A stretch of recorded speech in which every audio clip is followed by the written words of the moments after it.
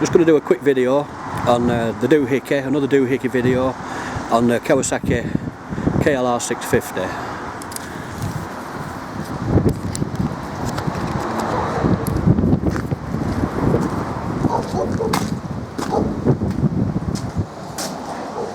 Nick's going to talk you through it because we found a problem that hasn't been covered before.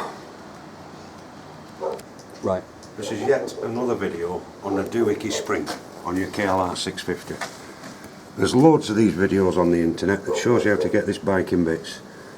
This here is what they call in the doohickey, and it tensions your balancer chain. Now the problem with them, which has happened on this one, you run out of adjustment.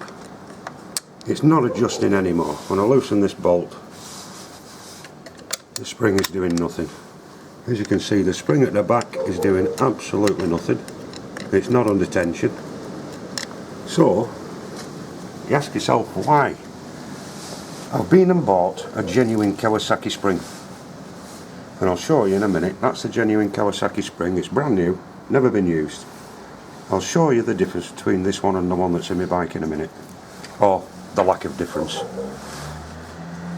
So on the internet it tells you how to do this doohickey. No problem, you can get that video of several people, but I haven't seen anybody explain the reason behind this, because that spring isn't broken, it's not worn, so there's got to be another reason why that chain is not tensioning. So I'm going to pull it in bits and give you a look.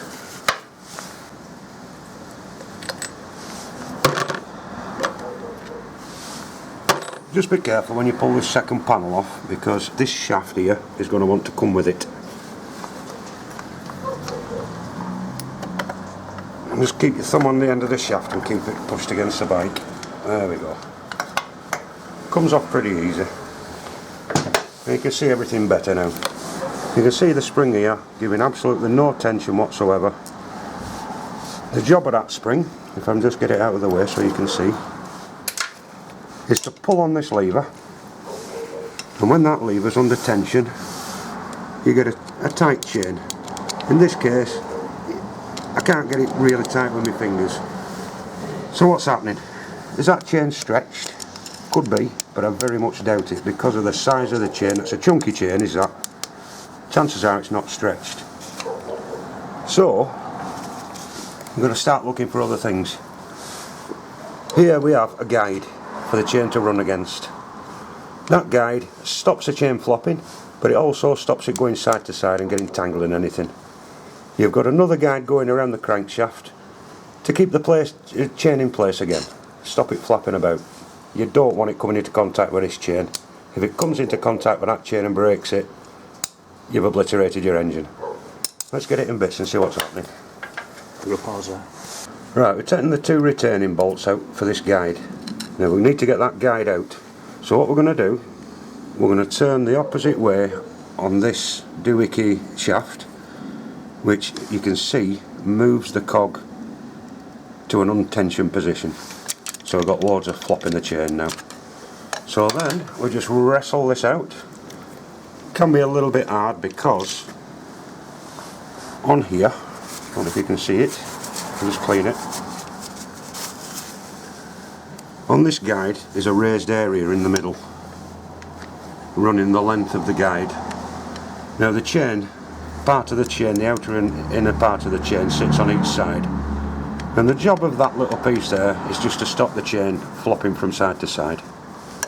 Now this guide doesn't look very worn. There's a little bit of wear on the edge, which you'd expect after all these years, but it's not bad, so that's not our problem. Move on to the next one. We're going to take this one out here that goes around the crankshaft, see if there's any damage on that.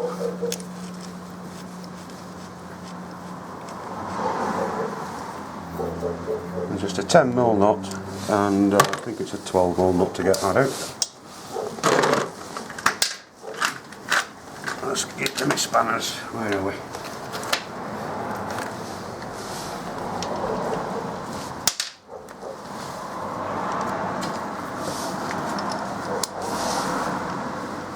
Right, so we're taking this one out. Just put your finger underneath and just stop it dropping in your tub of oil that you've emptied out of your engine. There's nothing under tension here, so you don't have to worry. And then just let it slide out from under the chain. Now don't move your chain, don't let it come off jump any teeth or off any cogs, because I think that the balance and weight here is timed, i.e. this chain is actually timed, so you can't put it in any position or else you're going to get your balance out of position. So this one is a different story. As you can see on this one, we've got heavy scoring to metal here, and on the other side where the chain runs over this little mound, we've got really bad scoring. There's pieces of it missing, and if I turn it that way, I don't know if you can see, this raised mound here is missing from here.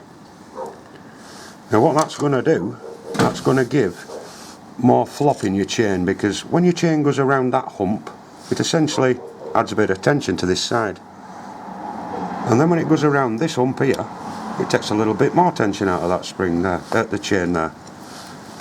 Now I'm really glad I didn't just buy off the internet a doohickey upgrade and fit it and forget it, because if I had done, with all this damage on here, and especially that has come adrift, this were next door to flying in bits, getting caught in the chain, possibly snapping my timing chain and obliterating the top end of my engine. So beware, give it a check. There's so many lads not checking the guides and just fitting the new doohickey. If you do it in this situation, you're going to blitz your bike. I'm going to make a follow-up video when the new guides come and show you what it should look like. Thanks for watching. Right. Just one more thing before I finish the video. This is the spring that came off this bike. There's nothing wrong with it. It's nice and taut, it's got plenty of spring in it. This spring is brand new from Kawasaki.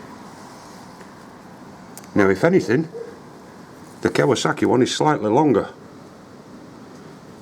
Thanks for watching.